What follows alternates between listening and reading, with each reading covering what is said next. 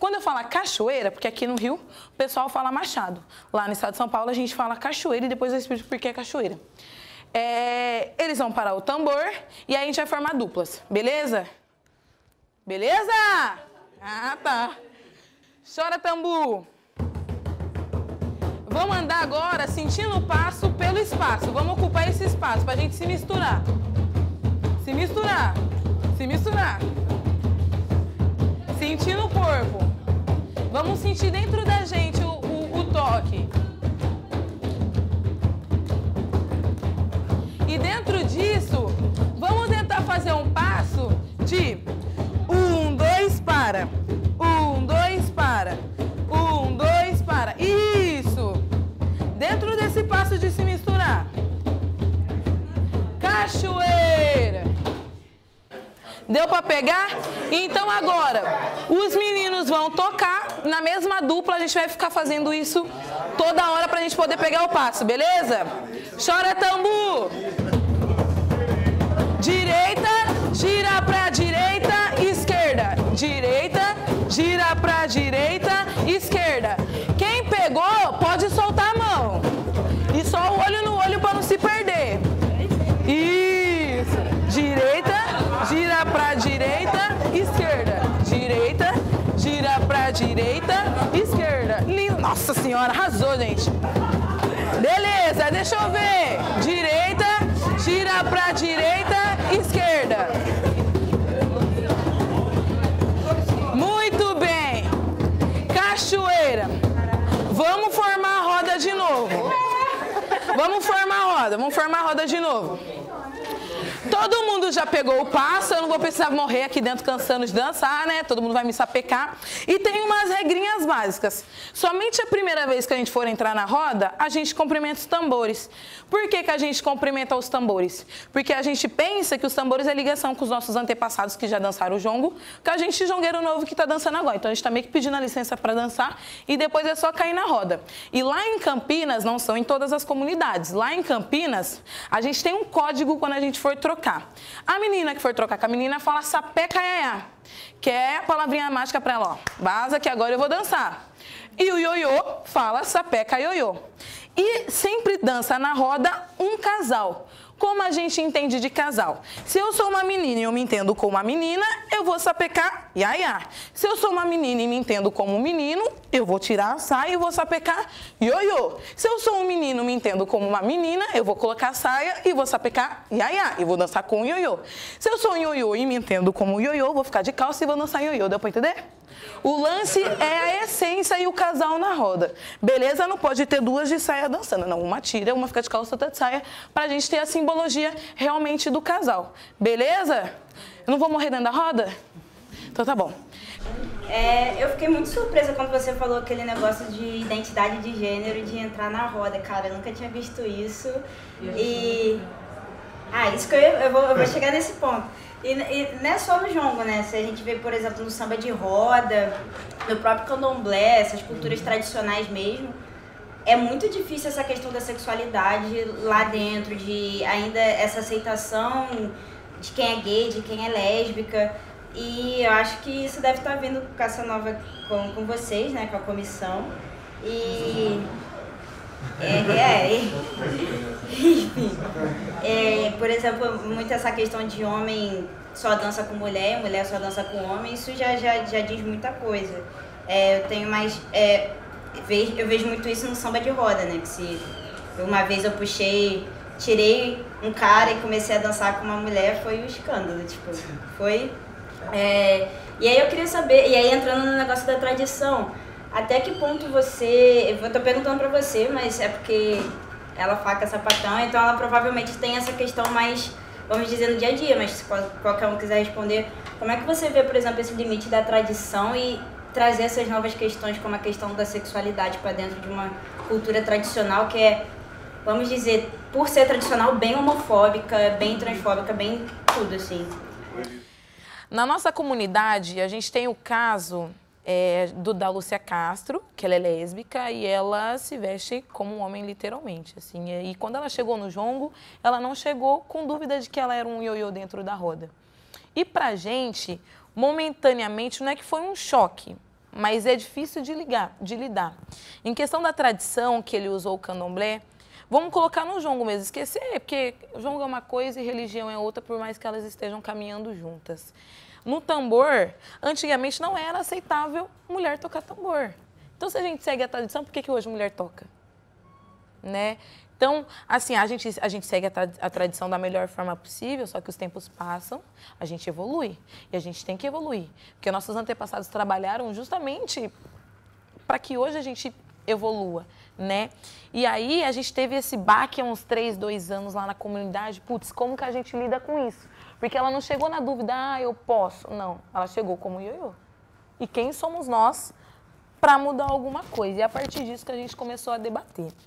Então, como que a gente justifica a questão da tradição? Foi a essência que eu falei para vocês quem estava no início.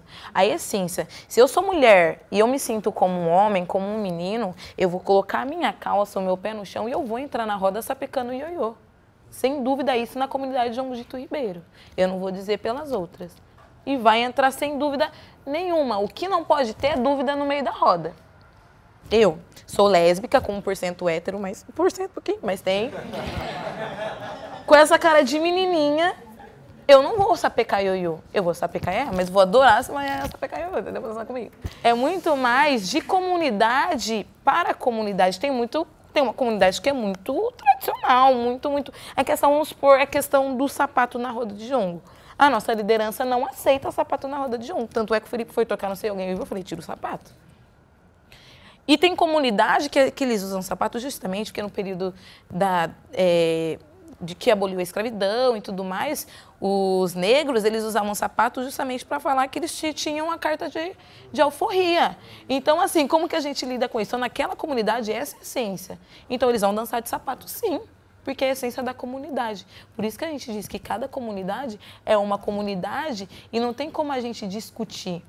Quando eu for fazer a oficina, a vivência da minha roda de jongo, eu vou falar assim, se você é iaiá e sua essência é ioiô, você vai sapecar ioiô, não tem discussão isso, entendeu? A gente não discute isso. Você vai sapecar ioiô se a sua essência é ioiô. Já em outras comunidades não é assim. Então, a gente está nesse processo de evolução, de conversa, e entre as lideranças mesmo, gente, minha mãe pena nisso, porque a gente é a única comunidade que tem esse posicionamento concreto. A gente é a única comunidade que tem esse processo concreto, essa afirmação. Então, assim, a gente está no processo não de convencimento, mas de entendimento das outras lideranças para que as lideranças passem para os seus jovens. Porque isso tudo na minha comunidade só é possível porque minha liderança tem esse entendimento. Porque se ela não tivesse, ia ser bem. Por exemplo, um homem e uma mulher na roda. Aí, vamos dizer, um negão de 2 metros que quer dançar com outro cara. Porque vamos dizer que ele dança igual uma mulher. O movimento corporal dele é um movimento de uma mulher.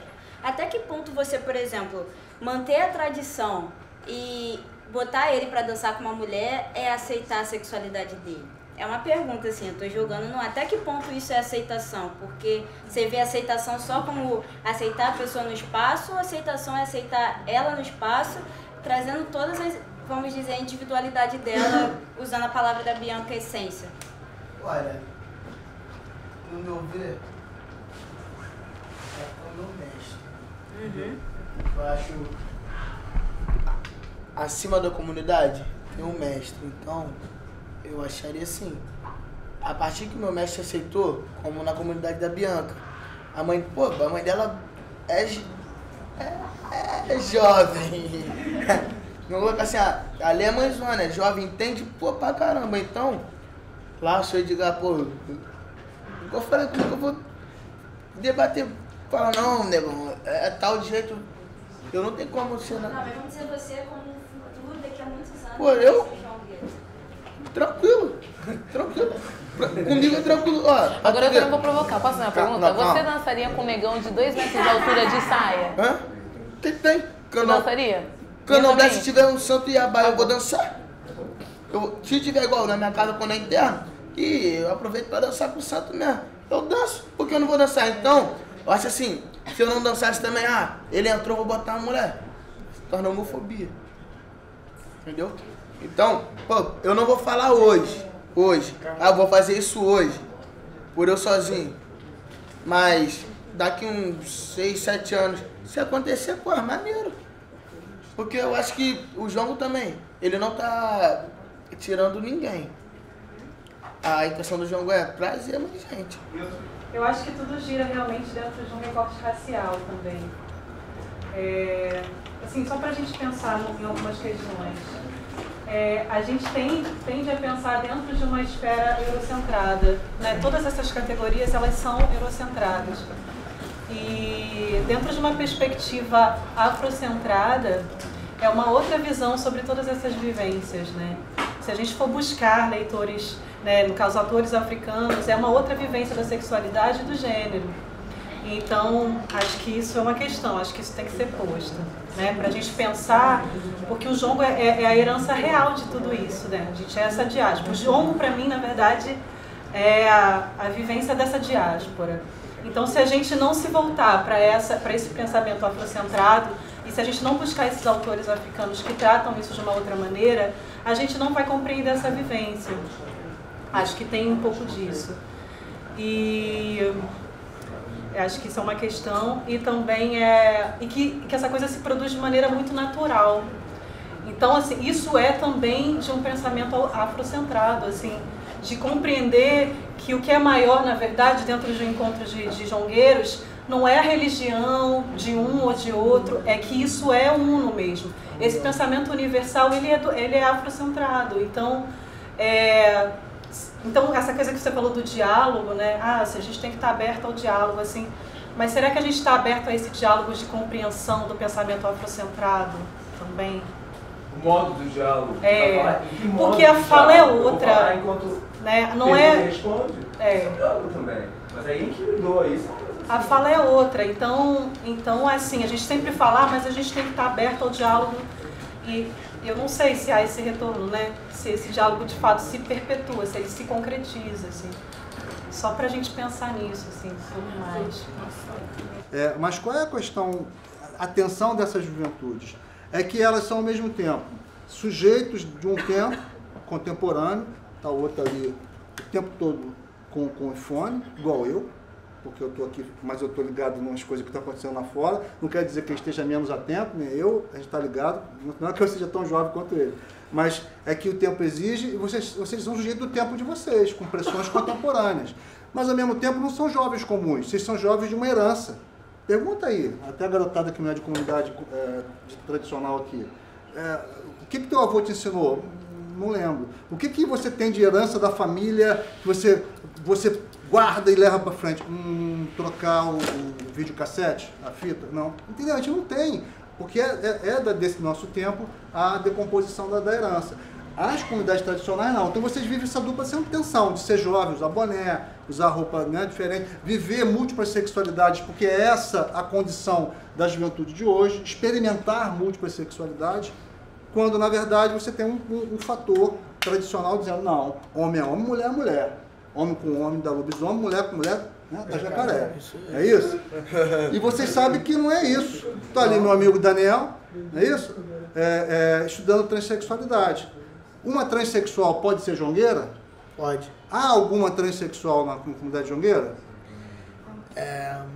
Não, é sério. É possível pensar numa transexual numa roda de jongo? E vai ser homem com homem, mulher com mulher? Como é que vai ser?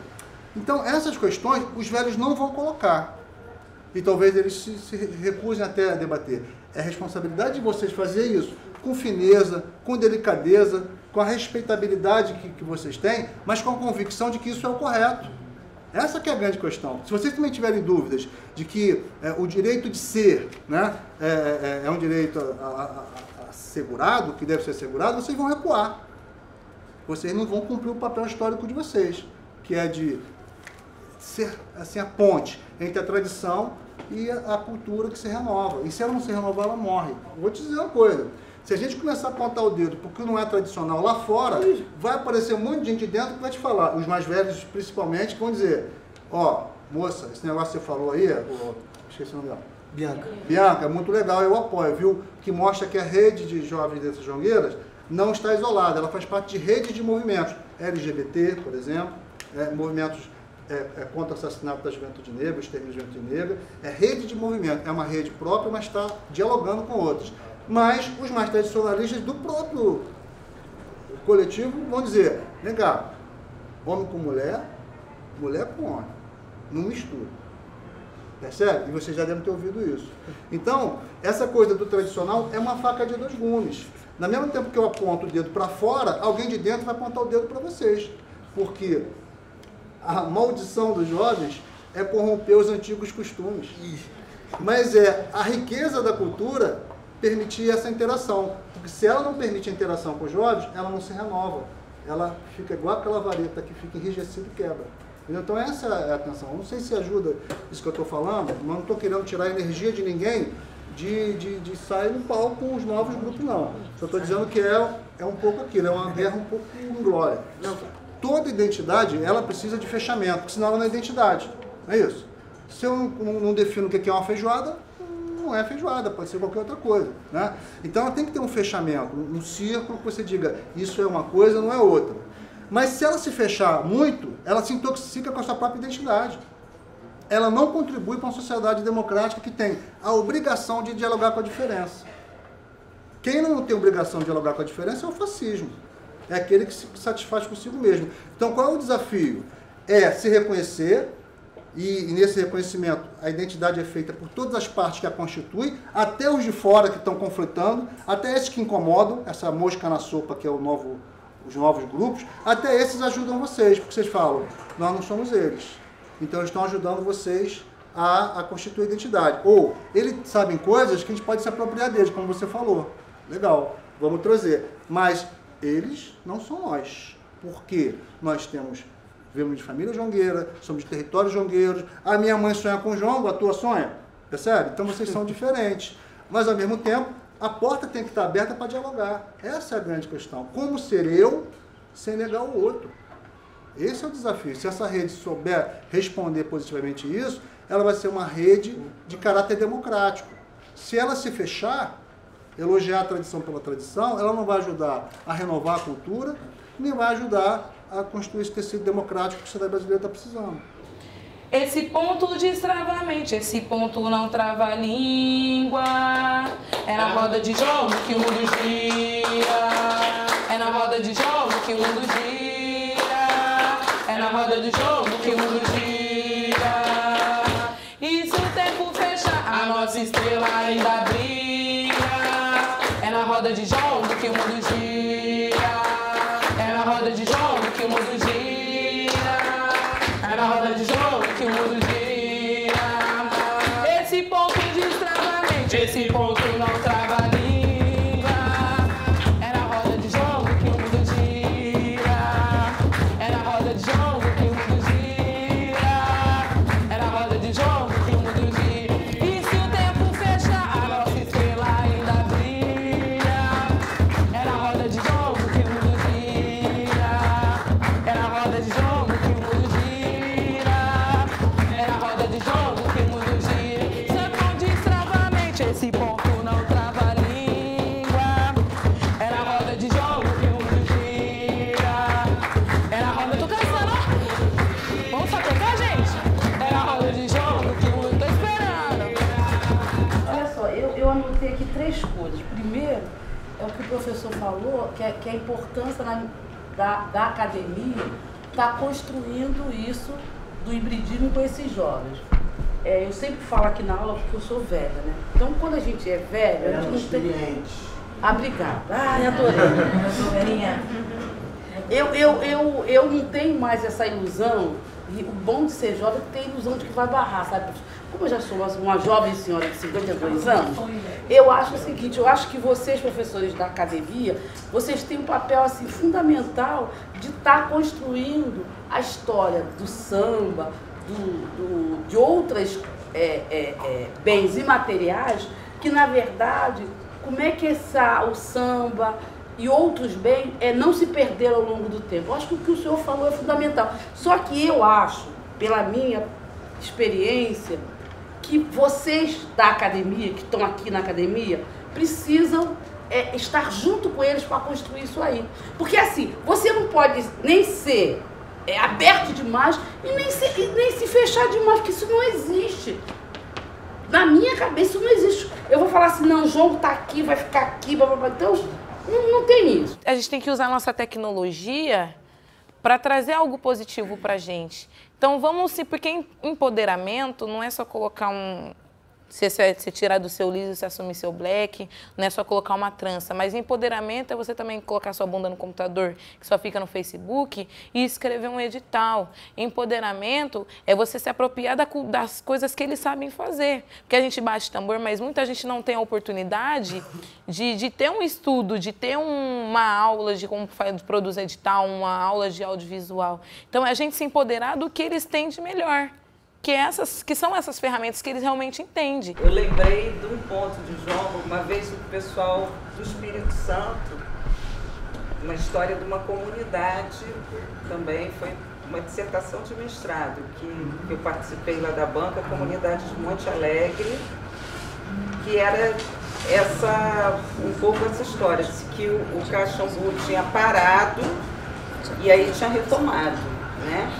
E aí o ponto, que eu acho que é um ponto que tem em várias comunidades, e acho que se fala muito dessa coisa do território, é aquele Caxambu morreu, manda enterrar, vai lá na porteira, o Caxambu está lá, né? Quer dizer assim, essa coisa de uma raiz que não morre, né?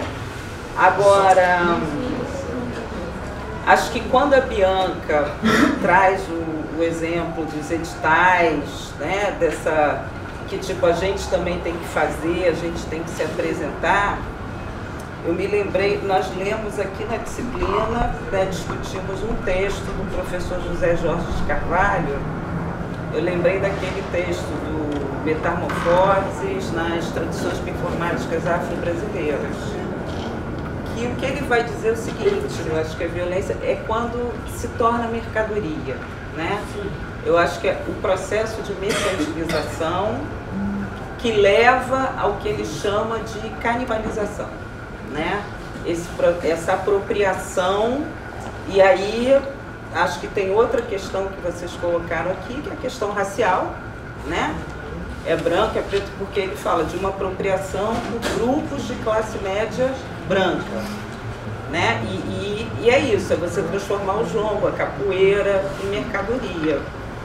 E eu lembro que no finalzinho desse texto, ele vai dizer duas coisas, né?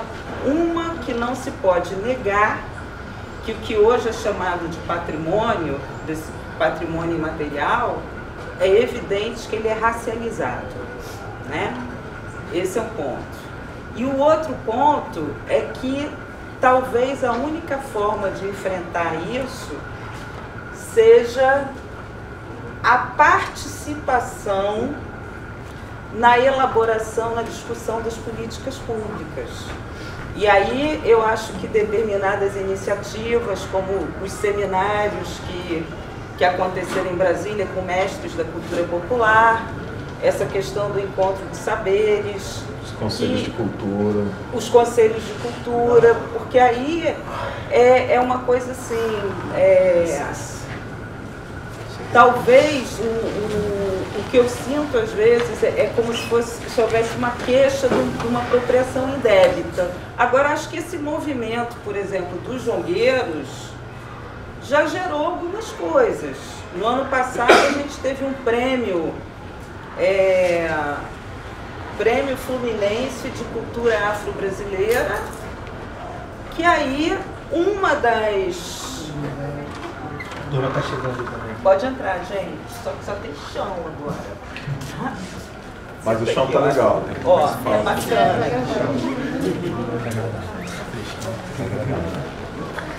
Tá favorável, tá tranquilo. Mas assim, um dos critérios, que eu lembro que isso foi uma questão muito discutida, foi do processo seletivo do edital, era essa vinculação com comunidades tradicionais, entendeu?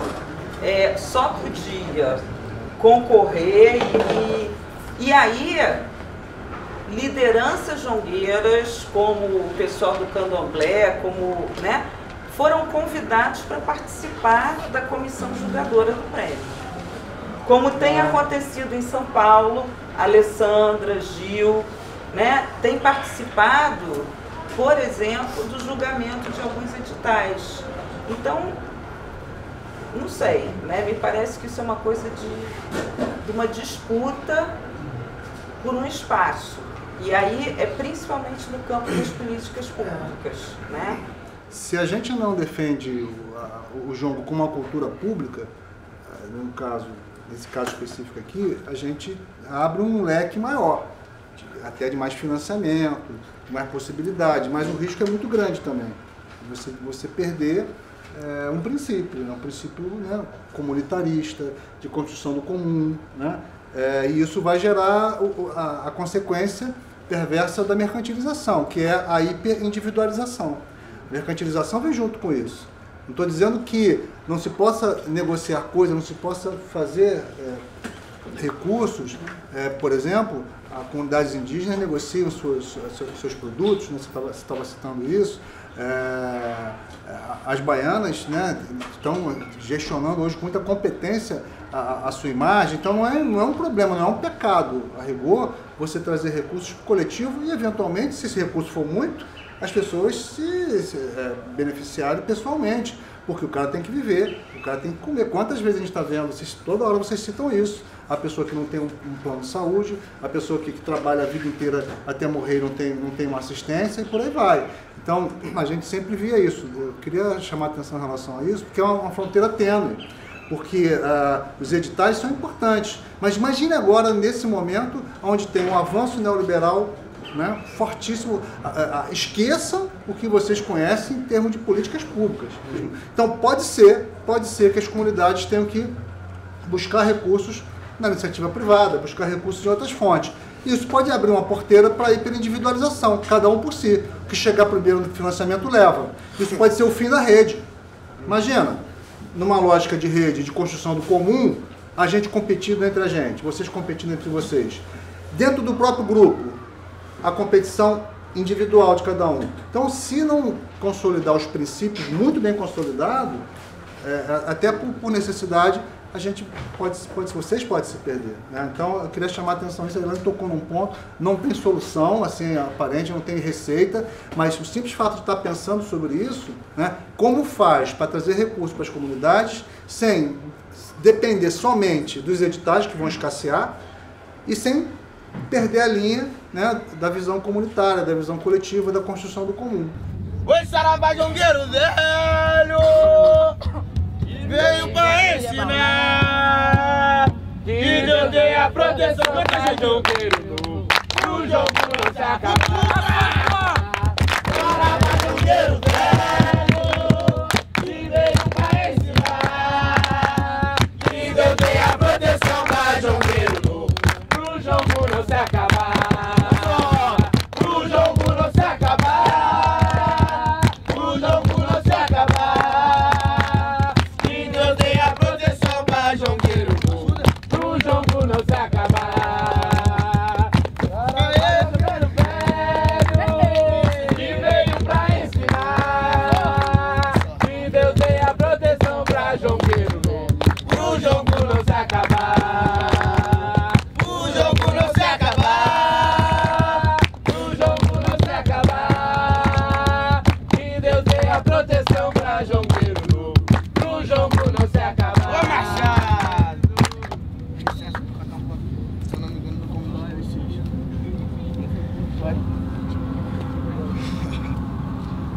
foi na beira do mar. Eu vi o jongueiro. Ações, jongueiro! Foi na beira do mar. Eu vi o guerra.